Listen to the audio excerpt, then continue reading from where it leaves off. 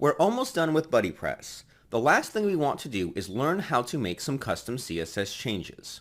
It's simpler than you may think. Inside the BuddyPress default Nouveau template, you'll find a folder called CSS. BuddyPress will look for a folder named CSS inside your themes folder. If it's available, then it will look for a file named buddypress.css and automatically load it for you. I'm going to copy the entire CSS folder and paste it into our themes folder like so. To verify that this is working, I'm going to open the buddypress.min.css file. I'm going to select the BuddyPress ID and apply a random background color change. Refresh the page. After doing so, you should see the changes applied. This shows that BuddyPress is now loading the style sheets from our theme rather than its default stylings. I'm going to remove the code we just added.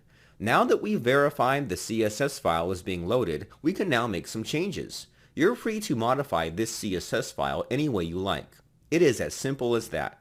The only unfortunate part is that you need to name these files a certain way and they must be placed inside a folder called CSS. Other than that, everything else is customizable. So that does it for the BuddyPress development part of this course. There isn't much to it, honestly. You'll end up doing one of three things. You may want to modify the template's HTML. You now know how to do that. You just study the HTML or read the template hierarchy and add that file to your theme in the respective directory. Afterwards, you can make the changes you'd like to see. You may want to hook into certain parts of BuddyPress. It's as simple as looking for the doAction function inside the templates and using that hook to output some HTML in case you don't want to modify the template directly.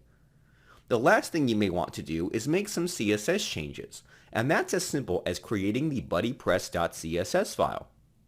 Before I wrap up this lecture and move on to the next thing, you may be concerned about drastic changes to BuddyPress. Luckily, BuddyPress will always inform you about template changes. If your theme supports BuddyPress, it's always best to keep up with the latest updates and to read about them when they do release notes. However, if for some reason you miss an email, you can always go to the BuddyPress theme development documentation page. On the sidebar, you'll find a list called Template Updates followed by the version number.